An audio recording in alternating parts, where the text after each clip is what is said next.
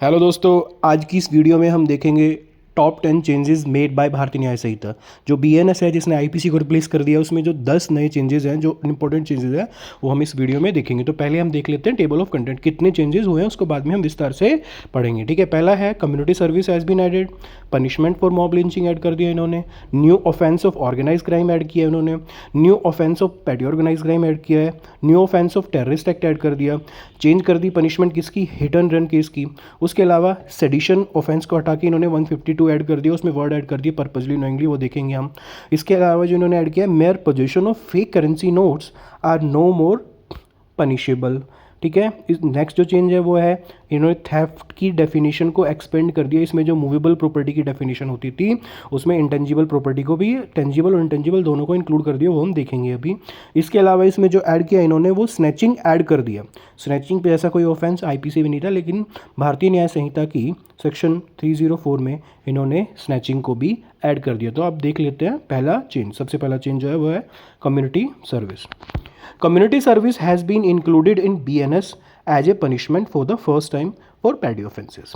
देखो, दो तरह के ऑफेंस होते हैं। एक तो ऑफेंस होते हैं हीनियस क्राइम, जो हम सबको पता है, जो ज़्यादातर मर्डर, रेप वगैरह, और एक होते हैं लेस सीरियस इन नेचर। ठीक है, उन्हें तो इन्होंने क्या है कि हमारे यहाँ जो पनिशमेंट थी, पनिशमेंट पहले कौन सी थी सेक्शन 53 में, death, imprisonment for life imprisonment which is of two description reason simple forfeiture property and fine. इसके अलावा इन्होंने एक छठी जो पनिशमेंट ऐड कर दी, सिक्स पनिशमेंट, वो है कम्युनिटी सर्विस। अब कम्युनिटी सर्विस को ऐड करने का इनका पर्पज़ क्या है, दो चीज़ें इसमें रिजॉल्व हो रही हैं। एक तो हमारे यहाँ जो अंडर ट्रायल प्रिजनर है वो बहुत ही ज़्यादा है, उनकी बहुत ज़्यादा तादाद हो चुकी है।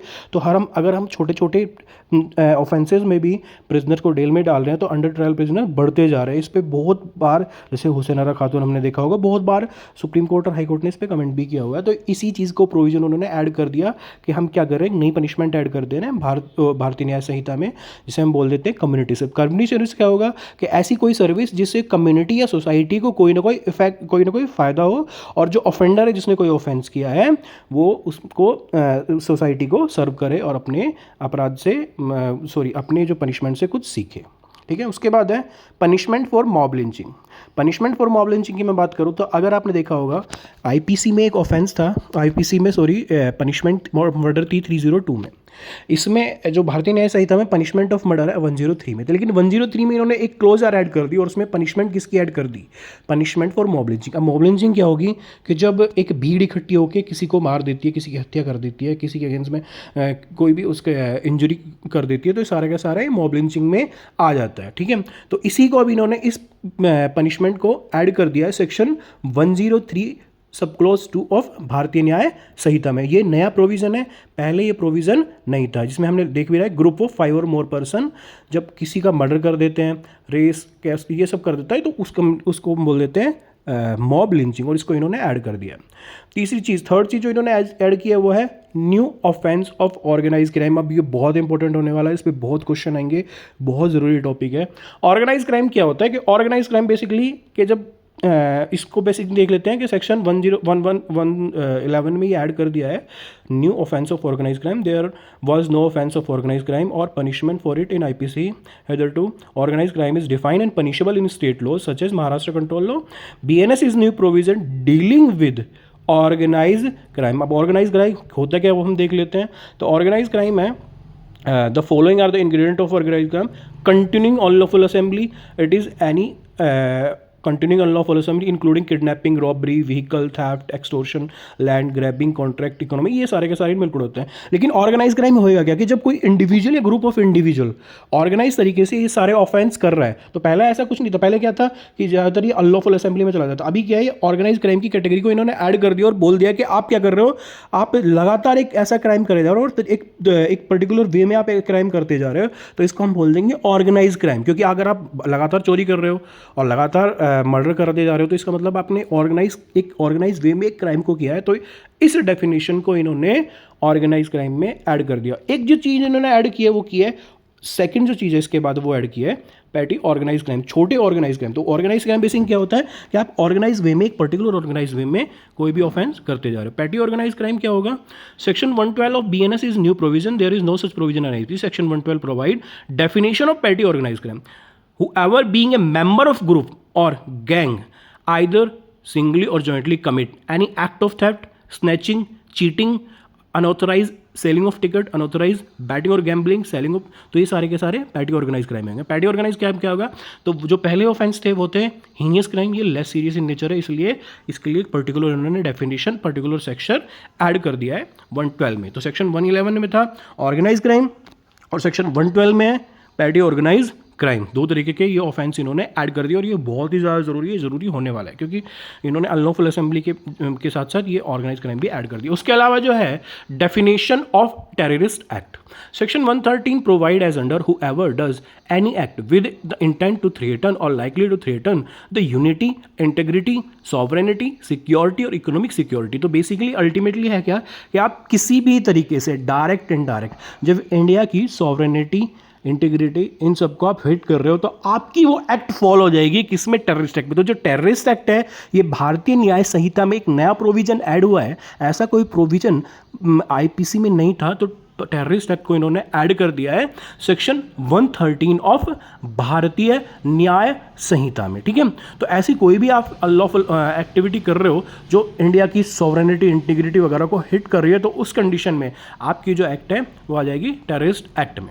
आप बात कर लेते हैं change in punishment in heat and run case. मैं आपको एक सेक्शन याद दिलाना चाह रहा हूँ, section 279 of IPC, section 279 read with section 304A of IPC, ये बात कर रहा है नेग्लिजेंट ड्राइविंग की, और सेक्शन 304 है तो ये बोल देता है कि आपकी किसी कोई नेग्लिजेंट एक्ट की वजह से अगर कोई पर्सन मर जा रहा है या उसकी हत्या आप कर देते हो नेग्लिजेंट वे में, तो उस कंडीशन में आपको पनिशमेंट मिलेगी। पहले ये पनिशमेंट थी सेक्शन 304A ऑफ आईपीसी, अभी इन्होंने इस पनिशमेंट को ऐड कर दिया है इंक्रीज कर दिया है सेक्शन 106 ऑफ BNS। तो पहले पनिशमेंट कितनी थी, पहले पनिशमेंट 2 साल तक की थी। अगर आप हिट एंड रन के केस में फंस रहे हो, कोई भी हिट एंड रन के केस में फंस रहा है सॉरी, तो उस कंडीशन में क्या होता है कि पहले जो पनिशमेंट थी 2 साल थी, अभी वो पनिशमेंट इन्होंने इंक्रीज करके सेक्शन 106 ऑफ भारतीय न्याय संहिता में वो इंक्रीज कर दिया और स्कोप कर दिया 5 साल तक की सजा आप उस पर्सन को मिलेगी जिसने हिट एंड रन केस किया है। ठीक है, उसके अलावा जो बहुत ज़्यादा ज़रूरी जो एक सेक्शन है वो section 124A of Indian penal code था। तो इंडियन पीनल कोड में एक वर्ड स्टार्ट होता था whoever by words either spoken written creating hatred against the government establish by law. तो ये सेक्शन 124A की लैंग्वेज थी, लेकिन इसी पे कंट्रोवर्सी हो जा रही थी कि स्टेट गवर्नमेंट या सेंट्रल गवर्नमेंट को बहुत सारे केसेस में बहुत सारे पर्सनस को अरेस्ट करके जेल में डाल देती थी सेडिशन के चार्जेस पे, जो कंट्रोवर्सी हुई थी, और इसलिए मल्टीप्लिसिटी ऑफ प्रोसीडिंग बढ़ गई थी सेक्शन 124A पे, और इसलिए ऑनरेबल सुप्रीम कोर्ट ने इस सेक्शन 124A पे स्टे भी लगा दिया था कि इस पे एफआईआर नहीं होगी। अभी इन्होंने सेक्शन 152 ऐड कर लिया, और आप सेक्शन 152 जब आप ढंग से पढ़ोगे तो उसमें आप देखोगे तो इन्होंने 2 वर्ड ऐड किए हैं। पहले क्या था, whoever by words either spoken written, अभी इन्होंने ऐड कर लिया पर्पजली और नोइंगली, 2 वर्ड ऐड किए हैं। सेक्शन 152 में इन्होंने 2 वर्ड ऐड किए हैं, पर्पजली और नोइंगली। जब आप ऐसी कोई भी एक्ट कर रहे हो either by words, spoken, return, और क्या कर रहे हो, हेटर क्रिएट कर रहे हो गवर्नमेंट एस्टेब्लिश बाय लॉ के अगेंस्ट में, तो उस कंडीशन में ये नया इन्होंने सेक्शन ऐड कर दिया। ठीक है, तो सेडिशन को उड़ा के ये सेक्शन ऐड कर दिया। तो ये सेक्शन देख लेते हैं।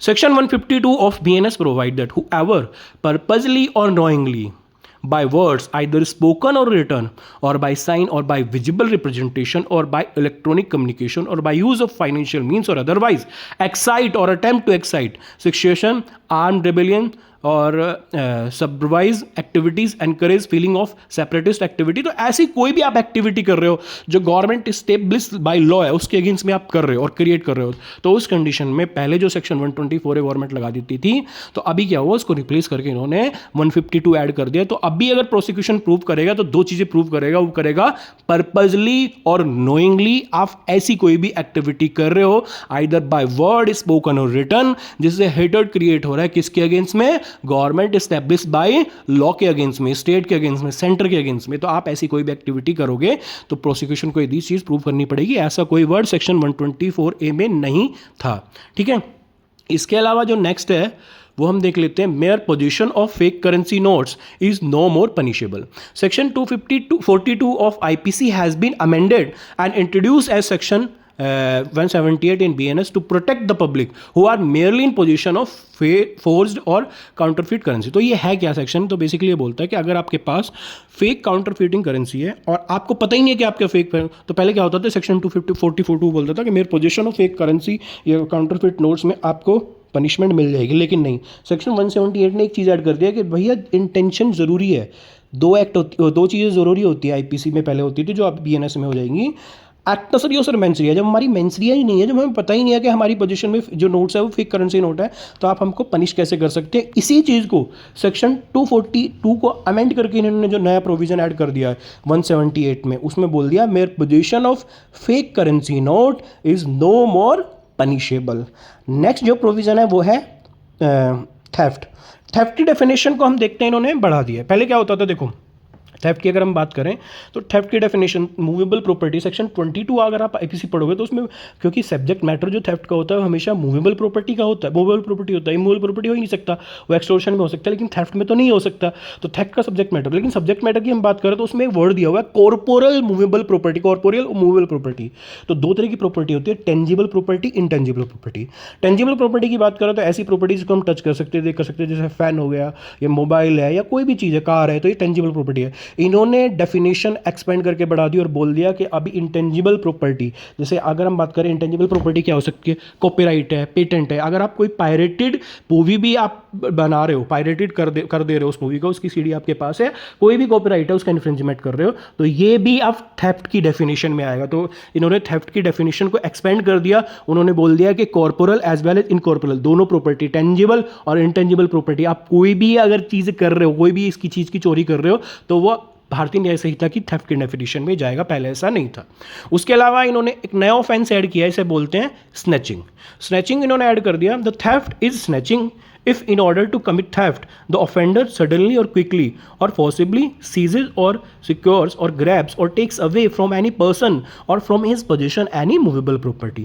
Whoever commits snatching shall be punished with imprisonment of either description for a term which may extend to 3 years and shall also be liable to fine. तो snatching की बात करें, जब आप किसी को पकड़ के उससे कुछ छीन रहे हो, कोई मूवेबल प्रॉपर्टी छीन रहे हो, तो बेसिकली स्नैचिंग में आ जाएगी। उसे आप लेटा रहे हो, उससे जबरदस्ती कुछ प्रॉपर्टी छीन ली, पकड़ के बैठा दिया कि भाई तेरी प्रॉपर्टी दे, तो उस कंडीशन में स्नैचिंग क्या, छीन के आप भाग जा रहे हो, तो उस कंडीशन में इसको, ये जो स्नैचिंग का प्रोविजन है ये ऐड कर दिया है भारतीय न्याय संहिता में। पहले ये प्रोविजन इंडियन पीनल कोड में ऐसा कोई प्रोविजन नहीं था। तो ये मैंने आज की जो वीडियो बनाई है इसमें कितने थे, 10 नए चेंज जो हुए हैं भारतीय न्याय संहिता में, जो आए हैं, जो नए चेंज इंट्रोड्यूस हुए हैं, जो पहले आईपीसी में नहीं थे, वो मैंने वीडियो बनाई है। मैं ऐसी एक वीडियो भारतीय नागरिक सुरक्षा संहिता के लेके आऊँगा, और उसके अलावा भारतीय साक्ष्य अधिनियम में भी क्या चेंजेस हुए हैं, क्या चीज़ें ऐड हुई हैं, या कितनी सिमिलरिटी पुरानी और नई एक्ट में, उसके लिए मैं नई वीडियो बना रहा हूँ। जल्दी आएगी वीडियो, इसी वीक में आ जाएगी। तो प्लीज़ एक रिक्वेस्ट कर रहा हूँ, please subscribe my channel, please like and share my video, please subscribe.